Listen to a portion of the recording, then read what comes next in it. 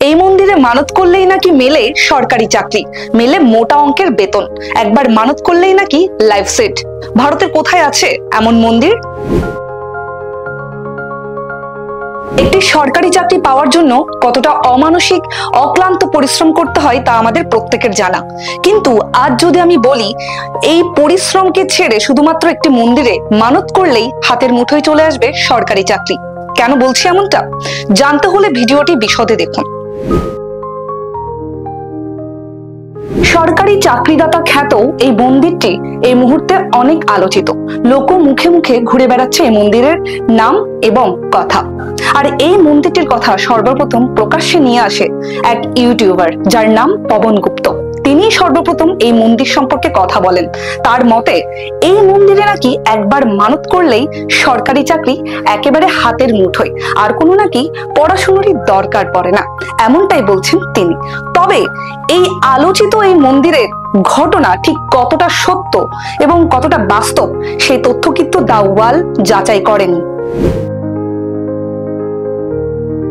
আলোচিত এই মন্দিরের রহস্য লুকিয়ে রয়েছে মন্দিরটির পার্শ্ববর্তী অঞ্চলে। শোনা যায় এই মন্দিরটিকে কেন্দ্র করে সেখানে যে সমস্ত বসতি রয়েছে তাদের প্রত্যেকের ঘরে ঘরে একজন করে চাকরিজীবী রয়েছে এবং সরকারি চাকরিজীবী, প্রত্যেকের কাছে একটি করে সরকারি চাকরি রয়েছে। আর ঠিক এই ঘটনাকে কেন্দ্র করেই রটতে শুরু করে এই মন্দিরে মানত করলেই নাকি একটি করে সরকারি চাকরি পাওয়া যায়।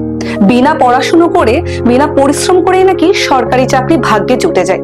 আর ঠিক এই বিষয়কে, এই পরিপ্রেক্ষিতকে সামনে রেখেই বিভিন্ন মানুষ, বিভিন্ন ভক্তবৃন্দ বিশ্বাস অবিশ্বাসের দ্বন্দ্বকে দূরে রেখে এই মন্দিরের মায়ের চরণে মাথা ঠেকাতে যান। প্রতি বছর বিশ্বের নানা প্রান্ত থেকে নানা ভক্তরা এই মন্দিরে আসেন এবং জমায়েত করেন, এই মন্দিরের মায়ের কাছে মানত করেন যাতে তাদের একটি চাকরি জোটে। দর্শক, আমরা যদি যুক্তির কাঠগড়ায় দাঁড়িয়ে এই বিষয়টি বিবেচনা করি তাহলে দেখতে পাবো কোনো পরীক্ষায়, সেটা সরকারি চাকরি হোক বা বেসরকারি চাকরি, কোনো চাকরি বিনা পরিশ্রমে, বিনা মেধায় আমরা পেতে পারি না। যে কোনো লক্ষ্য হাসিল করার আগে আমাদের প্রচুর পরিশ্রম করতে হয়। তাই এই বিষয়টিকে শুধুমাত্র বিশ্বাস অবিশ্বাসের জায়গায় রেখে আমাদের কিন্তু বুঝতে হবে যে কোনো লক্ষ্য সফল করতে হলে কঠোর পরিশ্রমই শেষ কথা। আর এইরকম আরো অনেক তথ্য জানতে চোখ রাখুন দ্য ওয়ালে, কারণ খবর এখন এখানে।